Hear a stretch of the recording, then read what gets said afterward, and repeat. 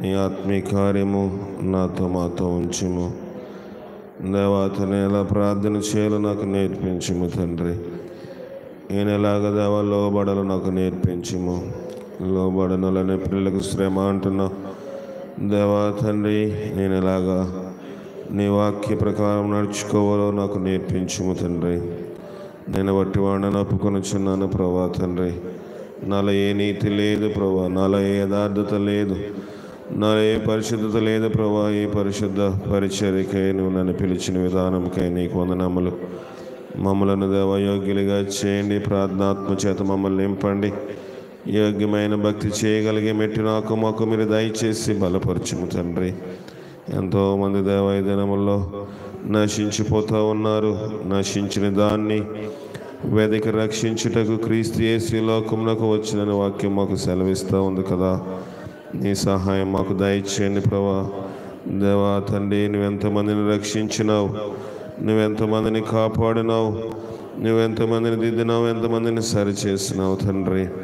నాతోటి మాతోటి దేవా తండ్రి, దేవా సరిచేసే ఆత్మను మేము పొందగలట కృప దయచేసి బలపరచండి ప్రభా. లోక పాపను మోసుకొని పోచిన దేవుని గొర్రెపిల్ల నీ పాదములు కొందనములు.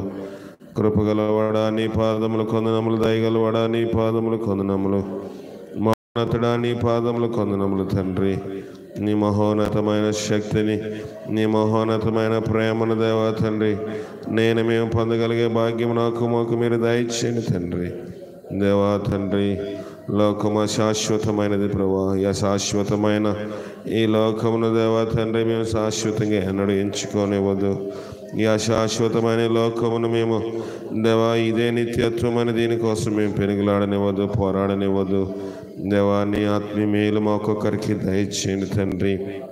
ఎన్నో విషయముల్లో ఎన్నో వాటిలో దేవా తండ్రి ఇంకా మేము మరుగుజ్జులుగానే ఉండిపోతున్నాము తండ్రి. దేవా తండ్రి, దేవా మెనడు మరుగుజ్జు ఆత్మను కలిగి ఉండకుండా దేవా నిజమైన ఆత్మను నేను దేవ కలిగి జీవించడానికి సహాయం దయచేయండి. నీ ఆత్మ చేత నన్ను మమ్మల్ని నింపండి ప్రభా. నీ ఆత్మీయ మేలు నాతో మాతో ఉంచండి దేవా. నా తండ్రి, నారికాలు మొదలుకొని అనేటి వరకు స్వస్థ కొంచెమైన లేదు.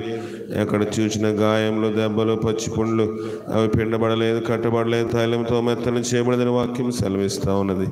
నీ ఆత్మ మాతో నివసించకపోతే, నీ ఆత్మ మాతో దేవా తండ్రి పోరాడకపోతే, నీ ఆత్మ మాతో దేవా తండ్రి సంచరించకపోతే దేవా తండ్రి మేము ఆ భక్తి అంతా వ్యర్థమే కదా. దేవా అలాంటి భక్తి నాకు మాకు మీరు దయచేసి మీరే మహిమ ఘనత పొందండి ప్రభా. గత రాత్రి జరిగిన దేవస్థుతి కోడికై నీకు వందనములు చెల్లిస్తూ ఉన్నాం దేవా తండ్రి. మరి దేవా ఇంకా జరగబోయే కార్యక్రమాల్లో, క్రిస్మస్ ఆరాధనలో దేవా తండ్రి మీ సహాయము, నీ కాపుదలు నాతో మాతో ఉంచి మీరే మహిమ ఘనత పొందమని మా ప్రభును రక్షకుడైన క్రీస్తు ద్వారా అడిగి వేడుకొనుచున్నాం పరమ తండ్రి. ఆమెన్. వాక్యం వినక ముందు ఒక పాట పాడుకుందాము. వాక్యం వినక ముందు ఒక పాట పాడుకుందాం.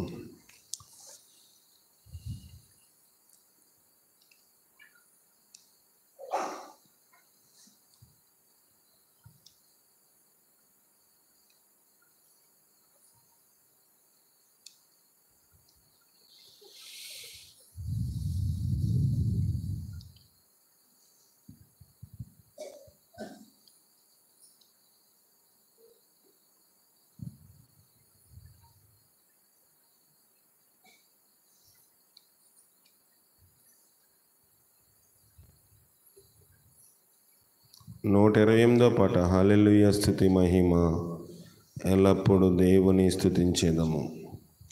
128వ పాట పాడుకుందాం.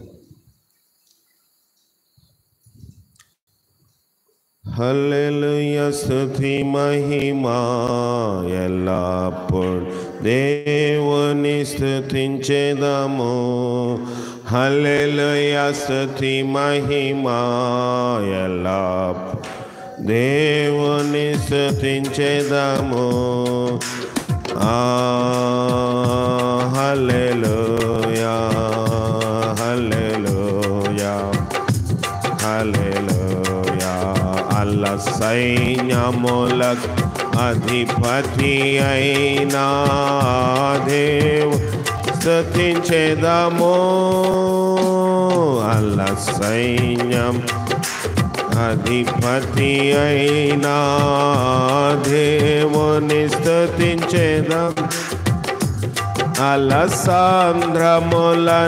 దాటించిన ఆ యెహోవాను స్తుతించెదము అలసాంధ్రములను దాటించిన ఆ యెహోవాను స్తుతించెదము హల్లెలూయా స్తుతి మహిమా ఎల్లప్పుడు దేవుని స్తుతించెదము ఆకాశము నుండి మన్నాను దేవుని స్తుతించెదము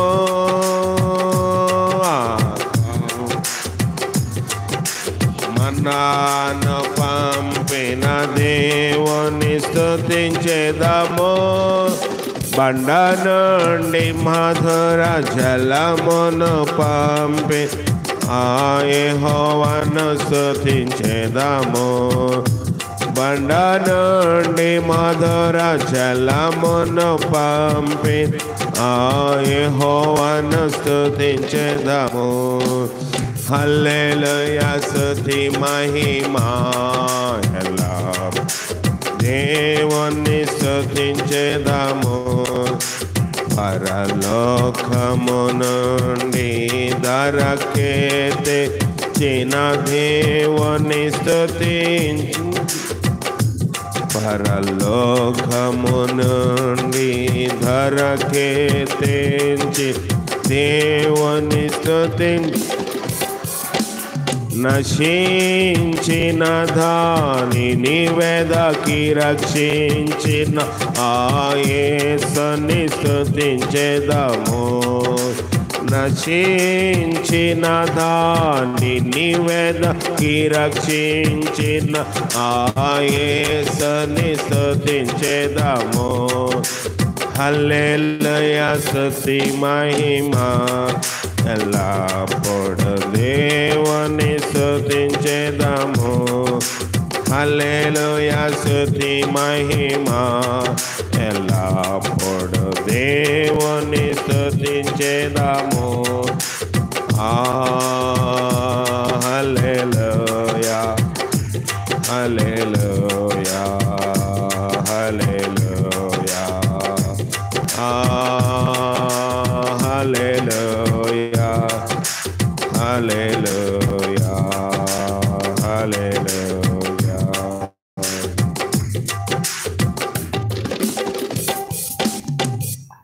అందరికీ ప్రభువైన యేసుక్రీస్తు నామములో వందనములు. మా చెరపలలో వాక్యం వింటున్న సంఘ బిడ్డలకు ఆయా ప్రాంతపు సంఘ బిడ్డలకు గృహాల్లో ఉండి లైవ్ వీక్షిస్తున్న వారికి ప్రత్యేకమైన వందనాములు. ముఖ్య ప్రకటన మరి కొంతమందికి తెలీదు, మా చెరపల సంఘం నాకు కూడా గత వారం నేను చెప్పలేదు, నేను దాన్ని మర్చిపోయినా నన్ను క్షమించాలి. ఈ శీతాకాలము అన్ని రోజులు మళ్ళీ మేము ప్రకటన చేసే వరకు శనివారం ఉపవాస ప్రార్థన, బుధవారం ఉపవాస ప్రార్థన సాయంకాలం లేదా రాత్రి 7 గంటలకు ప్రారంభమవుతుంది. ఇంతవరకు మనం 7:30కి ప్రారంభిస్తున్నాము కనుక మరి నవంబర్ మొదటి వారం నుంచి గాంధీనగరంలో ప్రారంభించాం. కానీ అది మా ఆచార్య వారి పాలనకు తెలియచేయబడలేదు. అది నా పొరపాటు, నన్ను క్షమించాలి. కనుక వచ్చే శనివారం నుంచి మీరు కూడా 7 గంటలకి రావాలి. శనివారము 7 నుంచి 9 గంటల వరకు ఉంటుంది, బుధవారము 7 నుంచి 8:30 వరకు ఉంటుంది. ఈ విషయాలు గమనించాలని మా ఆచార్య సంఘ బిడ్డలను లైవ్ వీక్షిస్తున్న సంఘ బిడ్డలు కూడా ఆయా ప్రాంతాల్లో కూడా లైవ్ యొక్క సమయములు కూడా మార్చబడతాయి. అవి మీకు ఆన్లైన్లో లభ్యమవుతాయి. దాటిని వీక్షించవలసిందిగా ప్రభుపేట మనవి చేస్తూ ఉన్నాం. దేవుని వాక్యం చూసుకుందాము. 1 కొరింథీయులకు రాసిన పత్రిక 13వ అధ్యాయము. 1 కొరింథీయులకు రాసిన పత్రిక 13వ అధ్యాయము. 1 కొరింథీ 13వ అధ్యాయము 1వ వచనం నుంచి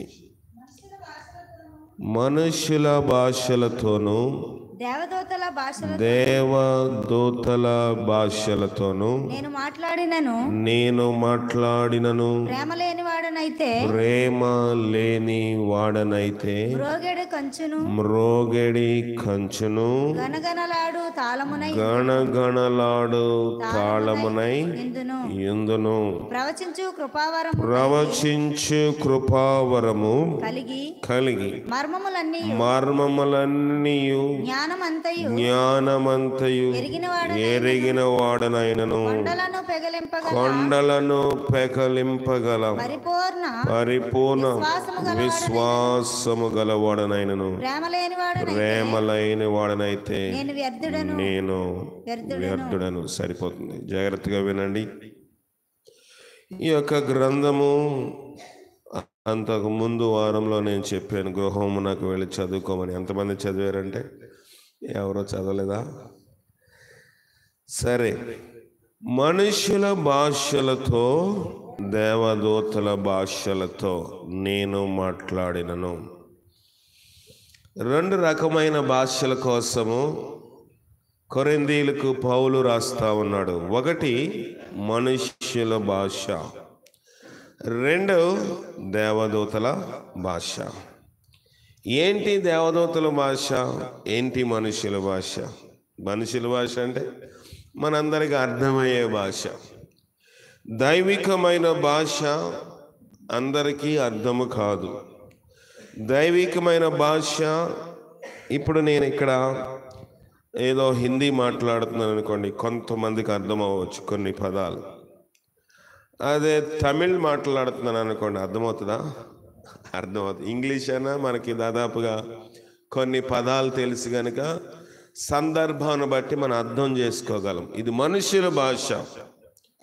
మన యొక్క కరెన్సీ, మన యొక్క రూపాయల నోటు మీద చూస్తే ఎన్ని భాషలు ఉన్నాయి? దాని మీద ఎన్ని?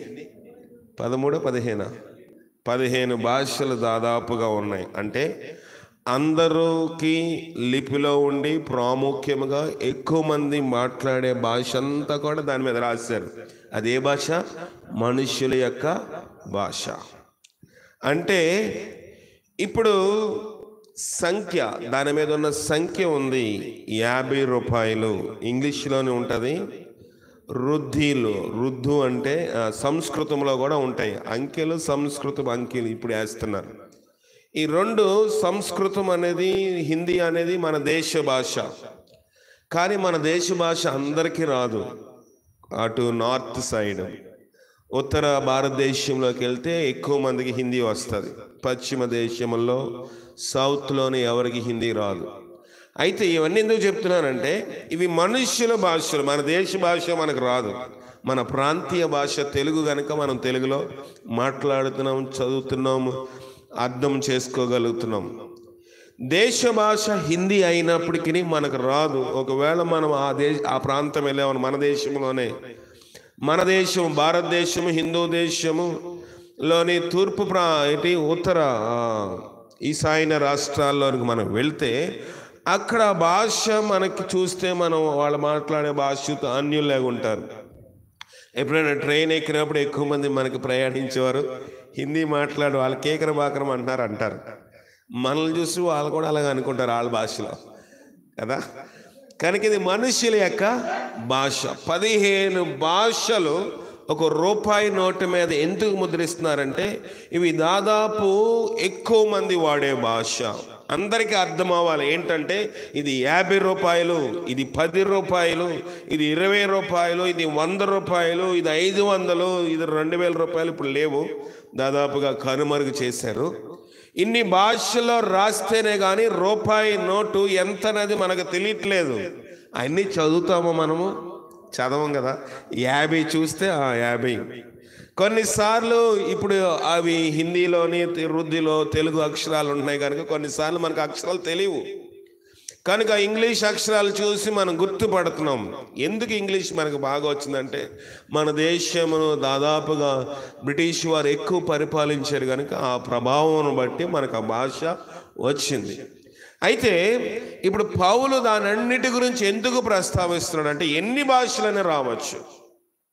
ఇప్పుడు ఆ నోటు ముద్రించేవాడికి 15 భాషలు తెలుసు కనుక అందులో అక్షర దోషము లేకుండా జాగ్రత్తగా 15 మందికి అర్థమయ్యేలాగా ఇది 50 రూపాయల నోటు, ఇది 100 రూపాయల నోటు అని మనకు తెలియజేస్తూ ఉన్నాడు. మనుషుల భాషలు మనకు అర్థం అవ్వచ్చు, వాళ్ళ భాష మనకు అర్థం అవ్వచ్చు. తర్వాత ఎవరి భాష అంట? దేవదూతల భాషలతో నేను మాట్లాడవచ్చు. మనుషులతో మాట్లాడుతున్నాను అంటే మనుషులతో మనం మాట్లాడినప్పుడు ఏమవుతుంది? నేను ఎవరితో మాట్లాడలేదు అనుకోండి, ఎవరైనా నాతో మాట్లాడతారా? మాట్లాడరు. మనతోటి మనుషులు సహవాసము చేయాలన్నా, స్నేహము చేయాలన్నా, లేకపోతే పెళ్లి చేసుకోవాలన్నా, లేకపోతే వ్యాపారం చేయాలన్నా, మనతో పాటు పని చేయాలన్నా వాళ్ళ భాష మనకి రావాలా వద్దా? భాష రాకపోతే ఎవరితో మనం ఏం మాట్లాడిన వాళ్ళకి అర్థము కాదు. మనుషులతో మనకు స్నేహము ఏర్పడవచ్చు, మనుషులతో మనం మాట్లాడవచ్చు, మనుషులతో మనము ప్రస్తావించవచ్చు. దీన్ని బట్టి మనం అనుకోవచ్చు, నేను మనుషులందరితో మాట్లాడుతున్నాను. నేను కూడా అనుకుంటాను నా భాష ఎక్కడికి వెళ్ళినా అందరికీ అర్థమవుతుంది. నేను ఎందుకంటే ప్రాంతీయ భాష మాట్లాడను, అంటే ఇక్కడ యాసలో మాట్లాడితే వేరే ప్రాంతం వాళ్ళకి అర్థమవుతుంది. అందరికీ అర్థమయ్యే రీతిలో కొన్ని కఠినమైన పదాలు ఉన్నప్పటికీ వాటిని అభ్యసించి నేర్చుకుని బోధించగలుగుతున్నాం కనుక ఏ ప్రాంతం వెళ్ళినా, ఏ ప్రదేశంలో ఉన్నా, ఎక్కడ జీవించినా వారికి వాక్యం అందించగలుగుతున్నాం. అది నా గొప్పతనం అనుకుంటే, రెండవది దాని కిందనే అంటున్నాడు, నేను దేవదూతల భాషలతో మాట్లాడినను. ఏ భాష అంట? దేవదూతల భాష. మనుషులతో సంభాషిస్తున్నాను, మనుషులతో నా సహ సంబంధాలు ఉన్నాయి, స్నేహం ఉంది, లేకపోతే కుటుంబంతో నేను వాళ్ళతో ప్రస్తావించగలుగుతున్నాను, వారు అడిగిన ఇవ్వగలుగుతున్నాను, వారికి నేను ప్రతిస్పందిస్తున్నాను, బాగానే ఉంది. ఇప్పుడు రెండవ భాష దేవదూతల భాష, దేవునితో కూడా నేను మాట్లాడుతున్నాను, దేవదూతలతో కూడా నేను ప్రస్తావించగలుగుతున్నాను, బాగానే ఉంది. ఈ రెండు వచ్చే కాబట్టి నేను మనుషులతో, చూడండి సాధారణంగా ఈ భాషల గురించి ఎందుకే మొదట రాశాడంటే, ముఖ్యమంత్రితో నేను వెళ్ళి మాట్లాడుతున్నాను అనుకోండి, నాకు ఎలాగుంటుంది? కొంచెం గర్వంగా ఉంటాను. నేను వెళ్ళి చూసా ముఖ్యమంత్రితో మాట్లాడినని వెళ్ళి ఫోటో తీసుకుంటాను, స్టేటస్ పెడతాను, లేకపోతే డీపీ పెడతాను, ఎక్కడో పోస్ట్ చేస్తాను, లేకపోతే కనబడే వారందరికీ నన్ను ఏదో తక్కువ అనుకున్నావు, చూసావా నేను ముఖ్యమంత్రితోటి నేను ఉన్నాను, ఆయనతో నేను మాట్లాడగలను, ఆయన ఫోన్ నెంబర్ నా దగ్గర ఉంది, అది ఉంది, ఇది ఉందని మనం అనుకుంటా ఉంటాము. కానీ మనం ఇక్కడ పరిశీలన చేసినట్లయితే, మనం ఇక్కడ గ్రహించుకున్నట్లయితే, మనం ఇక్కడ తెలుసుకున్నట్లయితే, దేవుని వాక్యములోని మనం మనుషులతో మాట్లాడినప్పుడు గొప్పగా ఫీల్ అవుతున్నాము. రెండవది, దేవునితో మాట్లాడినప్పుడు కూడా దేవుని దేవదూతలతో నేను మాట్లాడేశాను, బాగానే ఉంది అని మనం అనుకుంటున్నామంట.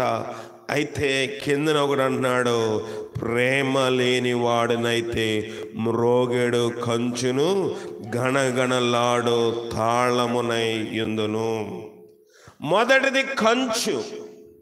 కంచు మనం ఎవరో కొనలేం. బంగారం తర్వాత వెండి తర్వాత కంచు చాలా ఖరీదైనవి.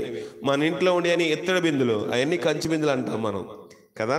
కంచు చాలా ఖరీదు. ఇత్తడి కూడా, కంచు ఇత్తడి ఒకే రంగులో ఉంటుంది కనుక చాలా మంది మాకు కంచు బిందులు ఉన్నాయి, కంచు అంటే చాలా ఖరీదు. అవి ఎక్కువగా బ్రిడ్జిల దగ్గర వాడతారు, ఎక్కువగా టెక్నికల్ ఉపయోగించే బ్రిడ్జిలు. మన రాజమండ్రిలో పైన బస్సులు వెళ్తాయి, కిందన ట్రైన్లు వెళ్తాయి. ఆ బ్రిడ్జి దగ్గర వాడారు, ఎందుకంటే దాని కంచుకి ఒక రకమైన గురుత్వ ఆకర్షణ శక్తి, వాడని చెప్తే ఎక్కడికో వెళ్ళిపోతాను, దాన్ని బట్టి అక్కడ వాడడం, దాన్ని ఉపయోగించడం జరిగింది. అయితే దాని టెక్నాలజీ కోసం వాడతారు కంచుని. కంచు బాగా మోగుతుందంట కనుక కొన్ని ఇన్స్ట్రుమెంట్స్, కొన్ని వాయిద్యములోని తబలాకి కింద కంచు కుండ పెడతారు. కంచు కుండ పెడితే దాని ఖరీదు ఎక్కువ ఉంటుంది, చెక్కతో ఉంటుంది, స్టీల్తో ఉంటుంది. కంచు కుండ పెట్టినప్పుడు దాని ఖరీదు ఎక్కువ ఉంటుంది, ఎందుకంటే దాని సౌండ్, దాని మోత వేరుగా ఉంటుంది. అయితే ఇప్పుడు ట్రంపెట్ వాయిస్తారు, కొంతమంది పెళ్లిలో బోర్ వాయిస్తారు, ఎంతో ఉంటుంది, అది కూడా కంచుతో చేయబడింది. అందుకే వాడు ఊదేది కొంచెం గాలైనప్పటికీ బహు గట్టిగా దాని యొక్క స్వరము వినబడతా ఉంటుంది. కనుక ఇక్కడ కంచు గురించి రాస్తూ అంటున్నాడు, గణగణలాడు తాళము. తాళం అంటే తాళం కప్ప కాదు. తాళం అంటే అది కూడా మనము డ్రమ్ము కానివ్వండి, కంజరి కానివ్వండి, ఏదైనా రాగం అంటే వేరు, తాళం అంటే వేరు. రాగం అంటే మనం కీబోర్డ్ మీద రాగం వేయగలం, వీణ మీద రాగం వేయగలము, హార్మోనియం మీద రాగం వేయగలము, ట్రంపెట్లో రాగం వేయగలము. తాళం అంటే మన చప్పట్లకి కలిసి ఏ శబ్దమైన డ్రమ్ కానివ్వండి, త్రిమిలిగం కానివ్వండి, కంజరి కానివ్వండి, చిడతలు కానివ్వండి, ఇవన్నీ తాళాలు. తాళము సౌండ్ చేస్తుంది, సై అంటే సై కలుపుతుంది, అలాగుంటామంటాం. ఇక్కడ ఈ రెండు భాషల గురించి మాట్లాడుతూ, ఆ రెండు భాషలు మనుషులతో మాట్లాడకూడదని అంటలేదు, భాషలు నేర్చుకోవద్దు అంటలేదు, దేవదూతల భాషలు మాట్లాడము తప్పు కాదని అంటలేదు. కానీ అవి వచ్చి అవి కలిగి ఉండి, ఆ కృపావరములు కలిగి ఉండి, క్రిందనేమన్నాడు, ప్రేమ లేని వాడినైతే వ్యర్థుడను. అలాంటి సౌండ్కే పరిమితం అయిపోతాం, సౌండ్కే. అలాంటి ఒక శబ్దము ఇంగ్లీష్లో ఒక తెలుగులో కూడా ఉంటుంది, ఖాళీ పాత్ర ఎక్కువ ఏం చేస్తాయంట, శబ్దం వస్తాయి. Empty vessels make more noise. ఖాళీ పాత్రలు ఎక్కువ శబ్దం వస్తాయి. నిండగా ఉన్న పాత్రకి శబ్దం వస్తుందా? ప్రేమతో నింపుకున్న నీవు నేను ఎక్కువగా మనము మాట్లాడలేము, డమ్మముగా మాట్లాడలేము. మనుషులతో మాట్లాడొద్దని కాదు, మనుషులతో ప్రస్తావించొద్దని కాదు, మనుషులతో మనము అవి ఇవి చేయొద్దని కాదు. కానీ దేవుని వాక్యం సెలవిస్తుంది, మనుషులతో మాట్లాడవచ్చు, దేవునితో మాట్లాడవచ్చు. మంచి ప్రార్థన, దేవదూతల భాష అంటే ఏంటి? ప్రార్థించే అభిషేకం ఉండొచ్చు మన మీద. కొన్నిసార్లు నేను కూడా అనేక మంది చేస్తున్న ప్రార్థన చేయలేకపోవచ్చు.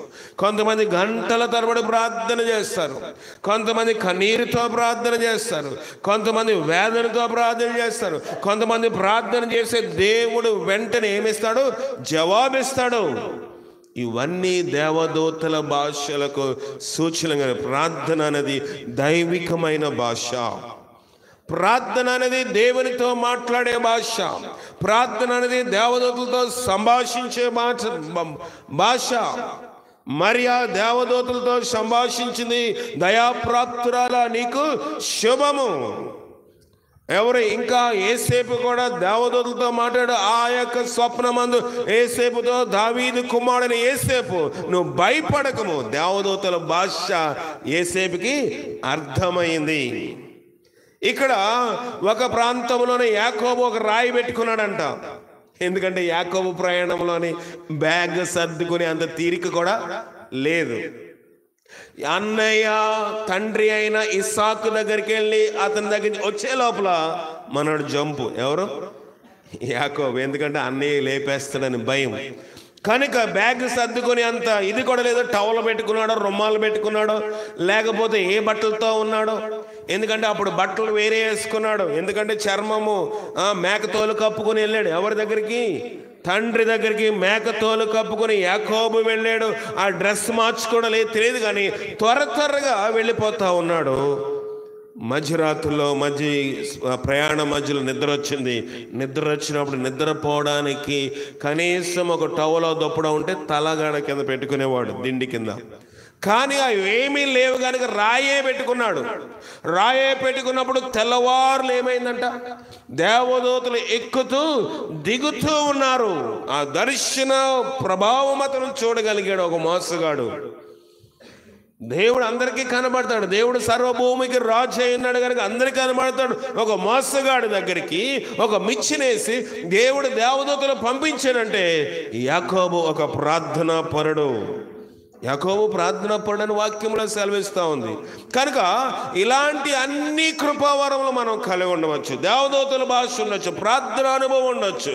అయితే గణగణలాడు తాళమున యందును 2వ వచనము, ప్రవచించు కృపావరము కలిగి మర్మములన్నీ జ్ఞానమంతయు ఎరిగిన వాడనైనను కొండలను పెకలింపగల పరిపూర్ణ విశ్వాసము గలవాడనైనను ప్రేమ లేని వాడనైతే నేను వ్యర్థుడను.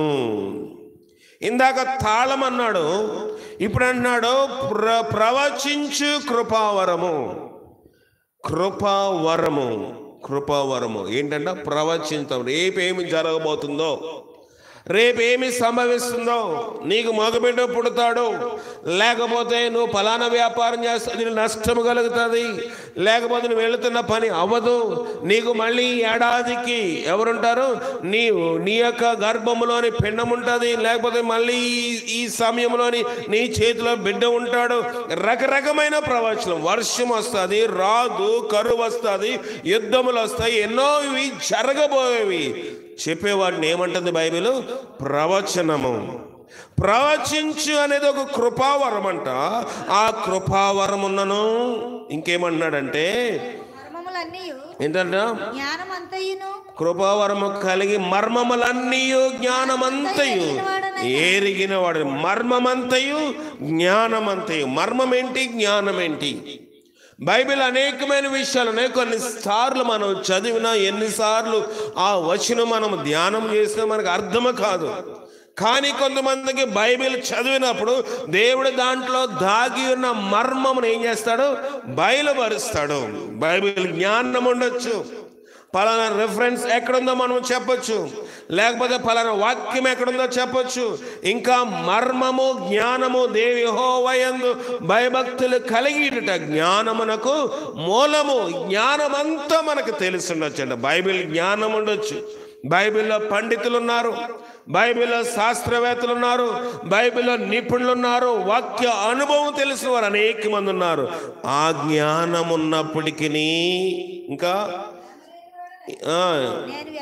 జ్ఞానమంతా ఎరిగిన వాడై ఉండను, కొండలను పెకలింపగల పరిపూర్ణ విశ్వాసము గలవాడనైనను.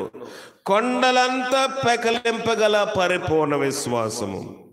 కొండలు మనం ఎవరైనా పెకలిస్తామా? మనం ఏం ప్రొక్లైనరమా? బుల్డోజర్ కాదు కదా మనం. కొండలను పెకలింపగల పరిపూర్ణ విశ్వాసం అంటే ఒక కొండలాంటి సమస్య, కొండలాంటి ఇబ్బంది, భయంకరమైన లోకంలోని కోట్ల వల్ల కాకపోవచ్చు, లోకంలో మనుషుల వల్ల కాకపోవచ్చు, లోకంలో ఎవరి వల్ల కాకపోవచ్చు, కానీ విశ్వాసం ఉంటే కొండను తీసుకుని వెళ్ళి సముద్రంలో పడమంటే, అంటే కొండలాంటి బండలాంటి మొండైన సమస్యలు గృహంలో, వ్యక్తిగత జీవితంలో, సమాజంలో నీకున్నప్పుడు విశ్వాసము ద్వారాగా వాటిని తృణప్రాయంగా తెంచివేయచ్చంట. అలాంటి విశ్వాసం ఉన్నప్పటికీ చదవండి, విశ్వాసం గలవాడన ప్రేమ లేని వాడనైతే నేను వ్యర్థుడను. వ్యర్థుడను. వ్యర్థుడను అంటే ఏంటి? వ్యర్థుడను అంటే ఏంటి? చేతగాని వాడను, వేస్ట్ ఫెలో అంట మన భాషలో. అంతేనా? ఈ భాష అయితే మీకు బాగా అర్థమవుతుంది. ఇది వేస్ట్ ఫెలోరా అంటే వ్యర్థము. వ్యర్థత్వం అంటే ఏంటి? పనికిరానిది. వ్యర్థుడు అంటే పనికిరాని వాడు. వ్యర్థుడును అంటే దానికి ఎందుకు ఉపయోగించడం? మనం ఎక్కడ పెట్టేస్తాము? ఉపయోగించిన వస్తువు బయట పారేస్తాను. నేను చచ్చిపోయాను అనుకోండి, ఉపయోగపడతానా? వెంటనే బయట పాడేస్తారు. తుప్పుపోయిన సైకిల్ అని తీసుకొచ్చి ఇంట్లో పెట్టుకుంటాం, కానీ చచ్చిపోయిన మనిషి ఇంట్లో పెట్టుకుంటామా? పెట్టుకోము. వ్యర్థుడు అంటే చచ్చిపోయిన వాడిని ఎలాగో పడేస్తారో, నేను ఇవన్నీ కలిగి ఉన్నప్పటికీ నేనేంటంట వ్యర్థుడను. వ్యర్థుడు అంటే దాని అర్థం ఏంటంటే వ్యర్థమైన వాడిని, వ్యర్థమైన వస్తువులను, పదార్థములను. ఇంట్లో అన్నం వండాము, పాసిపోయింది, కుళ్ళిపోయింది, పాడైపోయింది, ఏం చేస్తాము? పడేస్తాం కదా. ఇంట్లో మనం దాన్ని దాచిపెట్టినాం, ఫ్రిడ్జ్లో భద్రము చేయము, పడేస్తాం. ఇంకేంటి, ఏదైనా వస్తువు పాడైపోతే పడేస్తాము. ఇంట్లో చెత్త తుడుస్తాము, ఇల్లు ఊడిస్తాము, చిమ్ముతాము, ఏమైనా చేస్తాము. వాటిని తీసుకుని వెళ్ళి బయట పెంట మీద పడేస్తాము. ఆహారం తృప్తిగా తింటాము, బాగా వండుకొని తింటాము. తెల్లారికి ఏమవుతుంది? అంతా ఏమవుతుంది? వ్యర్థమే కదా. వ్యర్థమైన తర్వాత నేను మన ప్లేట్లో తినమని మన ప్లేట్లు తీసుకొస్తామా? చెప్పండి, మనకు అర్థమయ్యే భాషలో చెప్తున్నాను. మనము దాని ప్లేట్లో నుంచే భుజించాము. తెల్లారికి అది వ్యర్థమైపోతే తీసుకుని వెళ్ళి ఎక్కడో బయట బహిర్భూమిలోనో లేకపోతే ల్యాబొరేటరీలోనో మనము దాన్ని చూడడానికి కూడా ఇష్టపడతామా? ఇష్టపడం. కానీ ముక్కలు వేసుకున్నప్పుడు ఎన్ని పడ్డాయని చూస్తాం, ముక్కలు ఏమయ్యాయని చూస్తామా? తెల్లారితే చూడము. వ్యర్థత్వము దానితో పోలుస్తున్నాడు భక్తుడు. నా భక్తి అలాంటిది. భక్తి ప్లేట్లో ఉంటే, ఆహారం ప్లేట్లో ఉంటే మనుషులు చూడడానికి వినసొంపుగా ఉంటుంది, తినడానికి నోటికి తృప్తిగా ఉంటుంది, కడుపు నిండడానికి పని చేస్తుంది. కానీ అది వ్యర్థమైపోయినప్పుడు, లోపలికి వెళ్ళి అది డీకే అయిపోయినప్పుడు, అది డైజెస్ట్ అయిపోయినప్పుడు, అది జీర్ణం అయిపోయినప్పుడు చూడ్డానికి కూడా ఏ మనుషులు ఇష్టపడడు, వ్యర్థమైపోతుంది. నీ భక్తి, నా భక్తి, ప్రవచన వరం ఉండొచ్చు, జ్ఞానం ఉండొచ్చు, ఇంకా ఏమైనా వరములు ఉండొచ్చు. ఒక సమస్య కోసం ప్రార్థన చేసినప్పుడు దేవుడు దానికి జయమివ్వచ్చు. ఎందుకంటే నా నామమున మీరు నన్ను ఏమడిగినను నేను దాన్ని చేస్తానన్నాడా, చేయనన్నాడా? చేస్తానన్నాడు. దేవుని నామంలో మనం ఏదడిగినా దేవుడు చేస్తాడు. కనుక చేసిన దాన్ని బట్టి నాది భక్తి అంటే, నీ భక్తి నా భక్తి ఏంటంట వ్యర్థము. నీ భక్తి నా భక్తి వేస్ట్ అవుతుంది. కనుక భక్తుడు అంటున్నాడు, నేను ప్రార్థన చేస్తే సమస్య పోతుంది, నేను ప్రార్థన చేస్తే రోగం పోతుంది, రాబోయే విషయాలు నేను చెప్తున్నాను. నాది భక్తి అంటే కుదరదు. భక్తి ప్రక్కనే ఉండాలి, ప్రేమ ఉండాలి. ప్రేమ లేకపోతే నేను వ్యర్థుడను. 3వ వచనము, వేదల పోషణ కొరకు నా ఆస్తి అంత ఇచ్చి ఇచ్చి నేను కాల్చబడుటకు నా శరీరమును అప్పగించిన ప్రేమ లేని వాడనైతే నాకు ప్రయోజనము ఏమీ లేదు. నాకు ఏమీ కూడా. నేను పేదల కోసం ఏమి ఇచ్చానంట? ఆస్తి ఇచ్చేసారంట. రెండోది ఏమి ఇస్తానంట? కాల్చబడుటకు నాకు దేహము కూడా ఇచ్చినను. కాల్చబడుటకు నాకు దేహము, నా శరీరం అప్పగించినను. ప్రేమ లేని వాడినైతే నాకు ప్రయోజనము లేదు.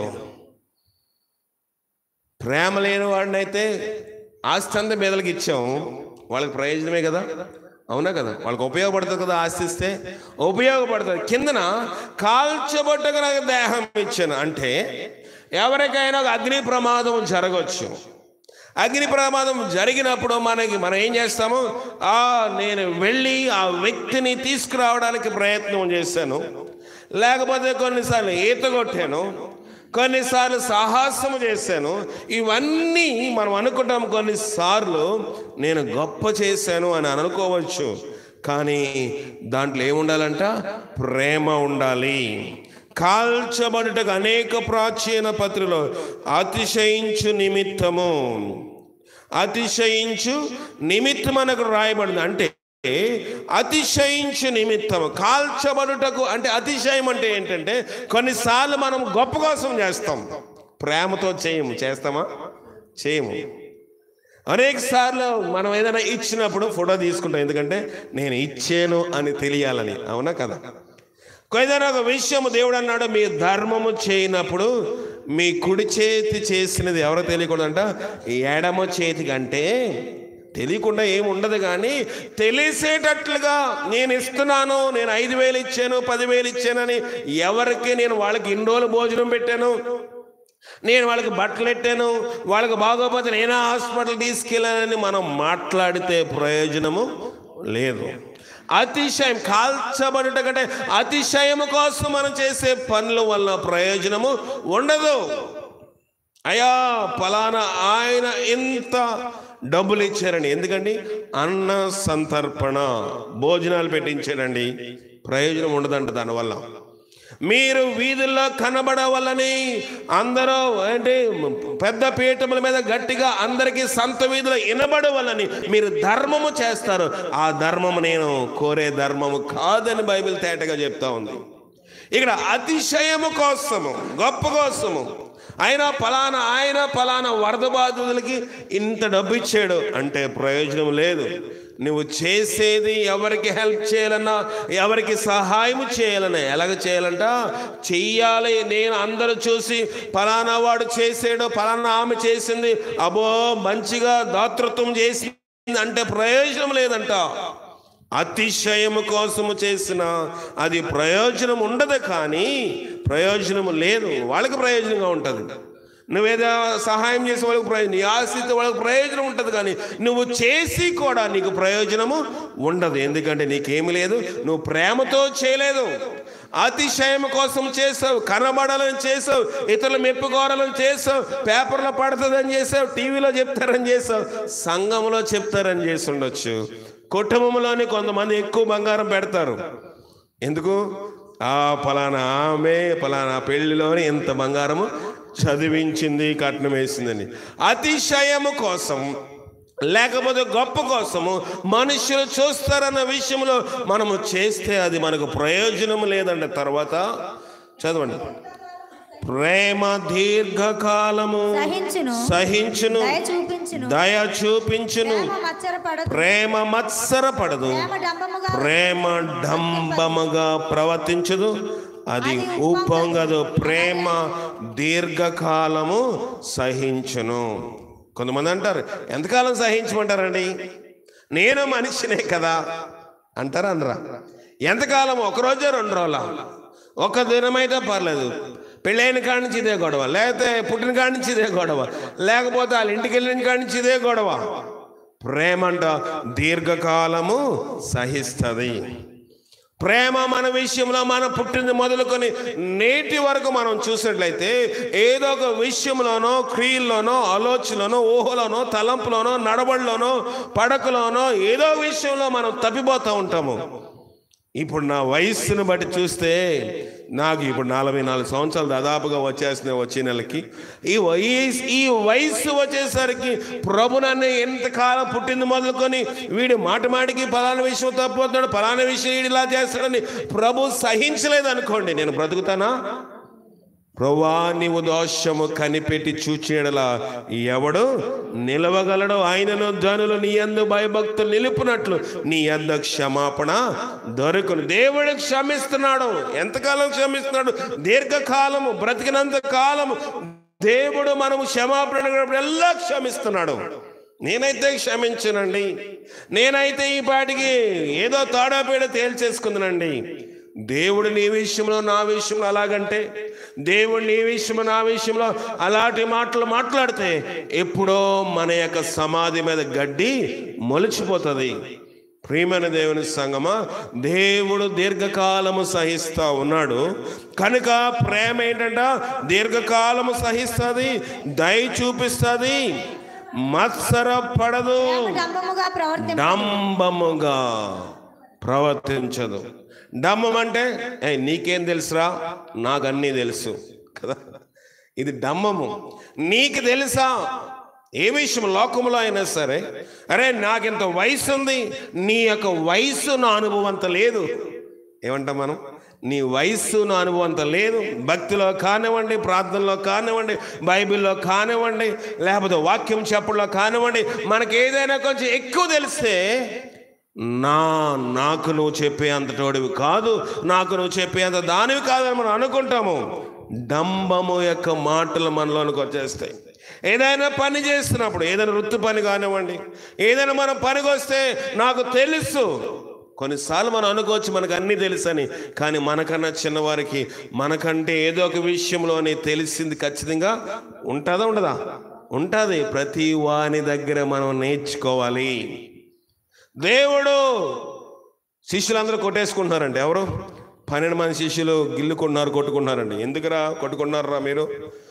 అందరినీ ప్రభు అటెన్షన్లో కూర్చొని ప్రభా పరలోక రాజ్యంలో ఎవడు గొప్పవాడు అని అడిగారంట. ఎవరు? శిష్యులు. పరలోక రాజ్యంలో ఎవడు గొప్పవాడు? నేనా 12 మందిలో అందరూ అడిగేస్తున్నారు. దేవుడు ఎవరో ఒకరు పేరు చెప్తారు, కాళ్ళు ఎగరేసేయాలని చూస్తున్నారు. ఎవరు? 12 మంది. ప్రభు అన్నాడంట, మీరెవరో కాదు అని అనలేదు ప్రభు. ఈ చిన్న బిడ్డ వలె ఎవడో తన్ను తాను తగ్గించుకొనునో వాడే పరలోక రాజ్యంలో గొప్పవాడు. అందరికి నోరులో మూసేశారు. ఎవరు? శిష్యులందరూ కూడా ఏం చేశారు? నోరు మూసేసుకున్నారు. అయ్యో పేతురు అనుకుంటున్నాడు నా పేరు చెప్పేస్తానని, ఇంకొక భక్తుడు అనుకుంటున్నాడు ఇంకా యోహాన్ అనుకుంటున్నాడు నా పేరు చెప్తాడని, ఇంకొకరు అనుకుంటున్నాడు ప్రభు ఎక్కువ ఒక శిష్యుని ప్రేమించేది. ఎవరు అతను? యోహాన్ అనుకుంటున్నాడు నా పేరు చెప్పేస్తాను అనుకుంటున్నాడు. జబదీయ కుమారులు అనుకుంటున్నారు నా పేరు చెప్పేస్తారని. ఇస్కరియోతు అనుకుంటున్నాడు నా పేరు కూడా చెప్తారు, నేను గొప్పవాడిని కాబట్టి నాకు చందా సంచి ఇచ్చాడని అతను అనుకుంటున్నాడంట. ఎవరి పేరు దేవుడు చెప్పలేదు. ఈ చిన్న బిడ్డ వాని వలె ఒక చిన్న బిడ్డను చూపించాడు. ఇంకా అతడు లోకంలో పరిపూర్ణ కాలేదు, లోకంలో పెద్దవాడు కాలేదు, లోకంలో గొప్పవాడు కాలేదు. ఇతను వలె మీరు మీ హృదయము మార్చబడితే ఏంటి ప్రభా, ఆడు భక్తులు ఏం సీనియర్, ఆడు మేము మీ వెనకాల తిరుగుతున్నాం, వాళ్ళని విడిచిపెట్టేస్తాము. ఇంకేం విడిచిపెట్టేశారు? ధోని విడిచిపెట్టేస్తాము, ఇల్లు విడిచిపెట్టేస్తాము. ఇంకొకడు వచ్చి ప్రభా నేను నా తండ్రిని పాతి పెట్టొచ్చుటకు నాకు తరుణమేమంటే మృతులు పాతి పెట్టుకోను, నువ్వు వెళ్ళి సర్వలోకమునకి వెళ్ళి సర్వశిక్షణ సువార్త ప్రకటించమంటే వాడు వెళ్ళిపోయాడు. ఎవడు గొప్పవాడంటే అవన్నీ కాదయ్యా, ప్రేమ ఉండాలి. చిన్న బిడ్డలు చూడండి, గట్టిగా లాగిపెట్టి కొడితే మళ్ళీ కొంచెంసేపటికి వచ్చి డాడీ చాక్లెట్ కావాలంటాడు. మనం మాట్లాడగలం అలాగా? మళ్ళీ 5 నిమిషాలకు వచ్చి ఏడ్ చేస్తాడు, గట్టిగా కళ్ళంటే నీళ్ళు వస్తాయి. కానీ 5 నిమిషాలు 10 నిమిషాలు ఆగితే నాకు ఆకలేస్తుంది అమ్మా, నాకు అన్నం పెట్టు, నాకు చాక్లెట్ కావాలని మళ్ళీ యథావిధిగా తన హృదయం ఎలాగుందో అలాగ మాట్లాడతాడు. ఒక చిన్న బిడ్డ కానివ్వండి, అది ఆడబిడ్డ కానివ్వండి, మగబిడ్డ కానివ్వండి. భక్తిలో ఆ స్థితి ఉంటే వాడు పరలోక రాజ్యంలో గొప్పవాడు. నేను అనుకోవచ్చు నాకు అనుభవం ఉందని, నేను అనుకోవచ్చు బైబిల్ ట్రైనింగ్ అయ్యానని, నేను అనుకోవచ్చు అనేక మంది వాక్యం బోధిస్తున్నానని, కానీ దాని వెనక ప్రేమ లేకపోతే, చేసిన దాని విషయమే పదే నేను మాట్లాడితే, చేసిన దాని విషయమే పదే ప్రస్తావిస్తే, చేసిన దాని విషయమే దాని విషయంలోని నేను ఎవరినైనా మనసు నొప్పిస్తే అది ప్రేమ కాదు, నేను వ్యర్థుడను అని భక్తుడు చెప్తా ఉన్నాడు. కనుక డంబముగా మనం ఏం చేయకూడదంట, ప్రవర్తింపకూడదు, అది ఉప్పొంగదు, అమర్యాదగా నడవదు, అమర్యాద ఉండదు. భక్తిలో మర్యాద ఉండాలి. ఎలాంటి మర్యాద? అయ్యో పెద్దలు, కొంతమంది పెద్దలు అంటే పెద్దలకు గౌరవం ఉండదు, తల్లిదండ్రులు అంటే తల్లిదండ్రులకు గౌరవం ఉండదు, అమర్యాదగా ప్రవర్తిస్తారు. నువ్వు నాకు చెప్పేదేంటి, నువ్వు నాకు చేసేదేంటి, నాకు తెలీదా? అయ్యో ఎందుకు ఈ విషయం నాతో చెప్తా ఉన్నారు, ఈ విషయం ఎందుకు మాట్లాడతారు? బిడ్డలు గ్రహించారు, భర్త మాటకి భార్య విలువరు, భార్య మాటకు భర్త విలువరు, దైవజనుడు చెప్పిన మాట ఆలకించరు. అన్నిటికన్నా మిన్నగా దేవుని చెప్పిన మాట అసలు మనం పెడచెవిని పెట్టేస్తాము. దేవుడు ఏమంటున్నాడు? దేవుని వాక్యం ఏమి సెలవిస్తా ఉంది? దేవుని వాక్యం ఏమి సెలవిస్తుంది చూడండి.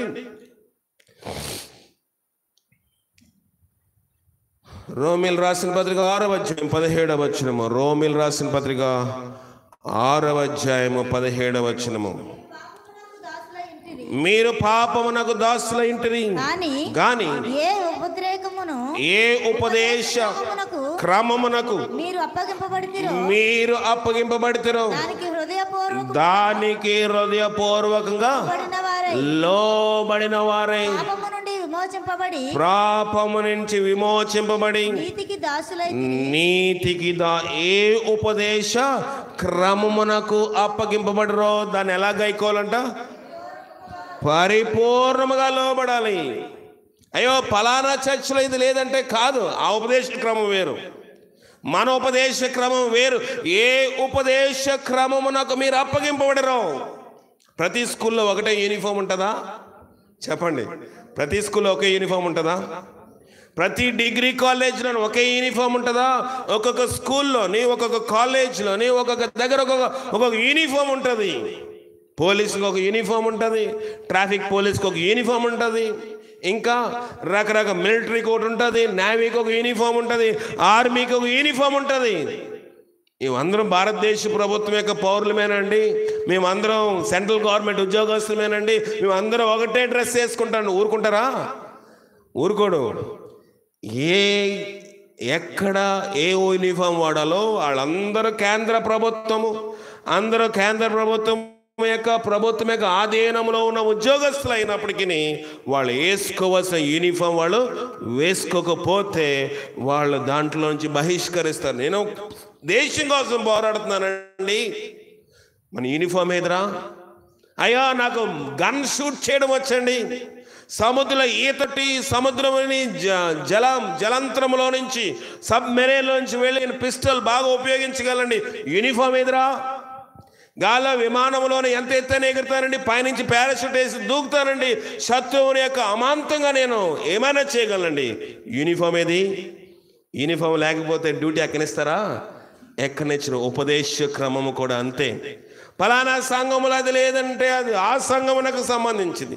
ఈ సంఘములోని ఈ సహవాసములో దేవునికి ఒక ఉపదేశ క్రమం నేర్పించాడు, నువ్వు పాటించి తీరాలి. దాన్ని ఎలా పాటించాలంట? ఎలా పాటించాలి చదవండి. హృదయపూర్వకముగా. 18 నేను 4వ తారీఖు మొన్న 4వ తారీఖు వాక్యం చదవండి. ఇల్లు త్వరగా, అది సోమవారం చదువు. ఉపదేశము నిరాకరింపక దాన్ని అవలంబించి ఏంటంట జ్ఞానులైన. సామెతలు రాసిన గ్రంథము అంతేనా? సామెతలు 8వ అధ్యాయము 33వ వచనం చదవండి. సామెతలు 8:33. అనుదినము నా గడప యొద్ద కనిపెట్టుకొనుడి. క్షమించండి 33. ఉపదేశమును నిరాకరించక దాన్ని అవలంబించి జ్ఞానులై ఉండండి. మీ జ్ఞానం కావాలంటే ఉపదేశమును నిరాకరించకూడదు. దేవజనుడు నీకు చెప్తుంది ఆయన మేలు కోసం కాదు. నువ్వే దైవజనుడి దగ్గర ఉన్నావు నాకు తెలియదు, కానీ ఇక్కడ వారి కోసమైనా మాట్లాడలేదు, మాచారపాలెం కోసం మాట్లాడలేదు. లైవ్లో అనేక మంది వాక్యం ఉన్నారు, వారిని ఉద్దేశించుకొని మాట్లాడుతాను. నువ్వే దైవజనుడి దగ్గర ఉన్నప్పటికీ, నీ ఏ సంఘ కాపురి దగ్గరకు ఉన్నప్పటికీ, ఏ సువార్తికుడి దగ్గరకు ఉన్నప్పటికీ, ఏ సేవకుడి దగ్గర నీకు ఉపదేశం పొందుతున్నప్పటికీ వారిని ఎలాగ చెప్పాలంట? వాళ్ళు చెప్పిన వాక్యమును ఎలాగ చేయాలంట? నిర్లక్ష్యం. ఉపదేశం చదవండి. నిరాకరింపక దాన్ని అవలంబించి జ్ఞానులై ఉండి. ఉపదేశము నిరాకరించగా దాన్ని అవలంబించి జ్ఞానులై ఉండమంటున్నాడు. అవలంబిస్తున్నామా? ఫలానా చర్చిలో నుండి చాలా కాలం నుంచి ఉందండి, ఇది నిన్న మొన్న వచ్చిన చర్చ్ అండి, దానికి లేనిది మనకి ఎక్కువ ఎందుకండి అంటారు. కానీ ఉపదేశ క్రమం, ఏ ఉపదేశ క్రమం ఉందో ఆ ఉపదేశము లోబడాలి. ఫలానా ఉపదేశంలోనే మనకి ఇచ్చబడిన ఏంటి, మన లిస్ట్ ఏంటి? కొన్ని మేము పనిచేసిన కొంతకాలంలో కొన్ని ఫ్యాక్టరీలోని ఈ చెవులు ఎట్టుకోకూడదు, బొట్టు ఎట్టుకోకూడదు, గాజులు వేసుకోకూడదు డ్యూటీలో ఉన్నంతసేపు. ఎందుకంటే వాళ్ళు అన్నం వడ్డించేటప్పుడు, వాళ్ళు ఏదైనా వడ్డించేటప్పుడు ఈ గాజులు పగిలో లేకపోతే చెవులు రాలో లేకపోతే ఏదో అవుతుందని ఏం చేస్తారంటే డ్యూటీకి వచ్చిన గాజులు అన్నీ తీసేయాలి. వాళ్ళు ఏ మతస్థులైనా ఏ కులస్తులైనా. కనీసం బొట్టు కూడా ఉంచుకోనివ్వరు. అయ్యో నా భర్త చచ్చిపోయాడు అనుకుంటారంటే కుదరదు. నువ్వు ఈ డ్యూటీలో చెయ్యాలంటే బొట్టు కూడా తీసేయాలి. తర్వాత ఏం చేస్తారంటే తల వెంట్రికలు అన్నంలో పడతాయని తలకి ఒక గుడ్డ లాంటిది నెట్ ఒకటి ఇస్తారు. అది వేసుకోవాలి ఖచ్చితంగా. ఏంటంటే అయ్యా ఫలానా ఉద్యోగంలో 15,000 జీతం అండి, మీరు ఇచ్చేది 10,000 అండి. ఇవన్నీ చేయాలంటే చెయ్యాలి, చేస్తేనే నీకు ఉద్యోగంలోని మత్సర అటెండెన్స్ పడుతుంది. లేకపోతే నువ్వు అన్నీ చేసుకుని రామ్మా, నీకు ఇష్టం లేకపోతే మానే అంటారు. ఇష్టమైన వాళ్ళు ఏం చేయాలి? దాన్ని ఆచరించాలి. ఒక ఉద్యోగంలో ఎన్ని నిబంధనలు ఉన్నాయి, ఒక వ్యాపారంలో కొన్ని నిబంధనలు ఉంటాయి. కానీ మనం టైంకి వెళ్ళాలా లేదా అంటే ఇదివరకంటే లేదు. ఇప్పుడు అందరూ కూడా ఏం చేయాలి? వెళ్ళిన వెంటనే పెట్టాలి. ప్రభుత్వ ఉద్యోగస్తులు కూడా ఉదయం పెట్టాలి, మధ్యాహ్నం పెట్టాలి, సాయంకాలం పెడితేనే ఈడు 3 పూట్లు అక్కడే స్కూల్లో ఉన్నాడు, కార్యాలయంలో పనిచేస్తాడని ప్రభుత్వం నిర్ధారించి జీతం ఇస్తుంది. అయ్యా నాకు కుదరదండి, నేను సగం చేస్తానంటే సగం జీతమే ఇస్తారు. అలాగే ఒక్కొక్క కంపెనీలో ఒక్కొక్క రూల్ ఉంటుంది. కొన్ని ఫ్యాక్టరీలోకి వెళ్ళినప్పుడు, కొన్ని కంపెనీలోకి వెళ్ళినప్పుడు అందరూ బూట్లు వేసుకోవాలి, స్త్రీలు కానీ పురుషులు కానీ. ఆ బూట్లు మామూలు మెత్తగా ఉండవు, చాలా బరువు ఉంటాయి. సేఫ్టీ షూస్ అంటారు. తలకి హెల్మెట్ పెట్టుకోవాలి. తలకి హెల్మెట్ పెట్టుకోకుండా వెళ్తే గేట్లో నుంచి పర్మిషన్ ఇవ్వరు. ఎందుకంటే పైనుంచి ఏదైనా ఒకటి పడి తల మీద పడితే ఆడు చనిపోతే దాన్ని ఎవరు బాధ్యత వహించరు. కనుక గేట్లో ఎవరు పర్మిషన్ ఇచ్చారా? ఫలానా ఆమె ఫలానా అతను హెల్మెట్ లేకుండా వస్తున్నాడు. ఈ హెల్మెట్లు కాదు, వర్కర్స్కి వేరే హెల్మెట్లు ఉంటాయి, వేరే బూట్లు ఉంటాయి, చాలా బరువు ఉంటాయి. ఎందుకు వేసుకుంటారంటే వారి ప్రాణ రక్షణ కోసము. ప్రతి ఉద్యోగంలో అవి ఉండవు. ప్రతి సంఘంలో ఒకే క్రమం ఉండదు. ప్రతి సంఘంలో ఒకే నియమం ఉండదు. ప్రతి సంఘంలో ఒకే ఉపదేశం ఉండదు. నువ్వే ఉపదేశ క్రమమునకు అప్పగించబడ్డావో ఆ ఉపదేశ క్రమం లోబడాలి. కొంతమంది అక్షర జ్ఞానముగా బైబిల్ ఇది ఉంది, బైబిల్ అది లేదని దీని ప్రకారంగా నడుచుకుందాం అనుకుంటారు. దీని ప్రకారంగా నడవద్దని నేను చెప్పటం లేదు, కానీ నీకు ఏర్పరచబడిన నీ సంఘము, నీ దైవజనుడు, నీ సేవకుడు, నీ సంఘము, నీ సహవాసము, నీకు ఒక ఉపదేశ క్రమము నియమించింది. ఆ ఉపదేశ క్రమమునకు పూర్ణ అంగీకారంతో లోబడాలి. ఈ రాత్రికాల సమయంలో ప్రభు మనతో మాట్లాడేది ఏంటంటే, మనము పూర్ణ మనసుతో ఉండాలంట, ప్రేమ కలిగి ఉండాలి. దేవుడు మన వినికిడి వాక్యమును దీవించినగాక. ప్రార్థన చేసుకుందాం. జయముగల దేవాన్ని ఘనమైన పాదాలు కొందనాలు. ఈ రాత్రికాల సమయంలో నేను మేము ఎలా నడుచుకోవాలో, మా ఉపదేశ క్రమం ఏంటో, మేము ఎలాగ నడుచుకోవాలో మాకు నేర్పిస్తూ ఉన్నావు దేవా తండ్రి. కొంత భాగము ఈ యొక్క 13వ అధ్యాయము కొన్ని వచనాలు మేము చూడడానికి నువ్వు సహాయం చేస్తున్నావు దేవా. మర్యాదగా మాట్లాడదు, డమ్మముగా ప్రవర్తించదు, స్వప్రయోజనమును కోరుకొనదు. ఇవన్నీ విషయాలు మాకు తేటతలంగా వివరించడానికి సహాయం చేస్తున్నావు. ప్రేమ మాకెంతో ముఖ్యమైనది. క్రైస్తవ జీవితంలో నువ్వు ప్రేమించేవు కనుక దేవుడు లోకమును ఎంతో ప్రేమించాడు.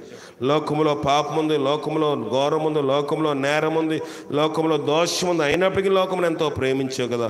ఆ ప్రేమ ఉండబట్టే నేడు మేము బ్రతికిన్నాము. నువ్వు మా ఎడల చూపిన ప్రేమ మేము పొందాలంటే మేము కూడా ఇతరులు ప్రేమించే భాగ్యం మాకు దయచేసి, నా యొక్క వాక్యంలో, నా యొక్క ప్రవర్తనలో, నా యొక్క మాటల ద్వారాగా ఎవరైనా ప్రేమహీనతగా ఉంటే నన్ను క్షమించి మీరే ఉపదేశం అందరికీ మేలుకరంగా దీవెనకరంగా చేయమని మా ప్రభును రక్షకుడైన క్రీస్తు ద్వారా అడిగి వేడుకొనుచున్నాం పరమ తండ్రి. ఆమేన్. మన పరమ తండ్రి అయిన దేవుని యొక్క ప్రేమ, కుమారుడైన యేసుక్రీస్తు వారి యొక్క కృప, పరిశుద్ధాత్మిక సహవాసము ఇప్పుడు ఎల్లప్పుడూ సదా మనకి తోడైన నడిపించి కాపాడునుగాక. ఆమేన్. అందరికీ వందనాలు. మరొకసారి మనవి చేస్తా ఉన్నాను, ప్రతి బుధవారము, ప్రతి శనివారం ఈ శీతాకాలము, ఈ వింటర్ సీజన్లో చలి ఎక్కువగా ఉంది, అలాగే పొద్దు కూడా తక్కువ ఉంటుంది కనుక మీరు 7 గంటలకే ప్రార్థనకి కూడుకోవాలని. శనివారము 9 గంటల వరకు ఉంటుంది, 7 నుంచి 9 2 గంటలు. అలాగే మరి బుధవారము 7 నుంచి 8:30 వరకు ప్రార్థన ఉంటుంది. విషయాలు గమనించవలసిందిగా ప్రభుపేట మనవి చేస్తాను. మా ఆచారపరం సంఘ బిడ్డలు కూడా రాని వారికి తెలియచేయండి. దేవుడు మనల్ని దీవించినగాక. సెలవు తీసుకుందాం.